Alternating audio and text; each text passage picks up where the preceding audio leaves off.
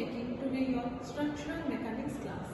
And in the structural mechanics, today we will discuss about the stress strain curve of a ductile material. Before going to the subject, we will first discuss about what do you mean by ductile material. मतलब क्या है कि हम लोग ductile material किस material को बोल सकते हैं. जो material होता है उसको हम लोग thin like structure में डाल सकते हैं.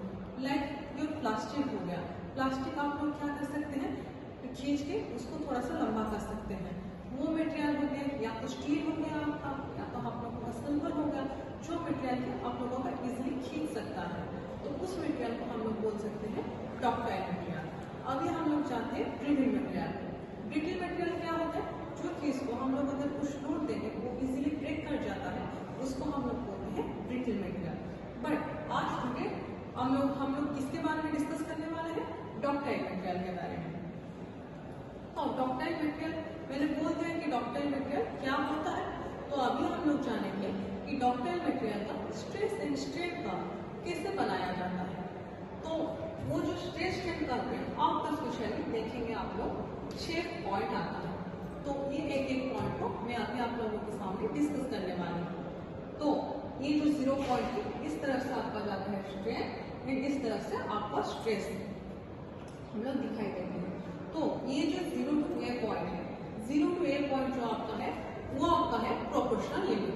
प्रोपोर्शन का मतलब क्या है, प्रोपोर्शन का मतलब होता है 0 to A में प्रोपोर्शनल लिमिट है. प्रोपोर्शनल लिमिट है वो प्रोपोर्शनल लिमिट आप लोगों का जितना भी स्ट्रेस हो रहा है, जितना भी स्ट्रेन कोई भी मटेरियल ले लो आप, तो उसको हम लोग अगर खींचेंगे तो उस पर स्ट्रेन जितना पड़ रहा है, स्ट्रेस उतना हो रहा है, तो वो according to the Hooke's law को मेंटेन करते हुए उस जो मटेरियल में कुछ भी चेंजेस नहीं आता है. तो अभी क्या होता है 0 to B में आप लोगों का इलास्टिक लिमिट, आप लोगों का ले लो, आप कोई भी एक मटेरियल डक्टाइल मटेरियल ले लो, तो उसको हम लोग इलास्टिक लिमिट तब बोल सकते हैं हम लोग. तो एक मटेरियल है जिसको हम लोग खींचेंगे, उसके बाद उसका ओरिजिनल पोजिशन आ जाता है, वो पोजिशन का हम लोग क्या बोलते हैं, इलास्टिक पोजिशन. तो इसमें भी क्या होता है 0 to B में हम लोग अगर उस मटेरियल के ऊपर कुछ लोड दे रहे हैं, तो वो लोड को अगर हम लोग निकाल देंगे तो अपना ओरिजिनल पोजिशन पे चला आता है, तो उसको हम लोग बोलते हैं इलास्टिक लिमिट. उसके बाद हो गया B to C.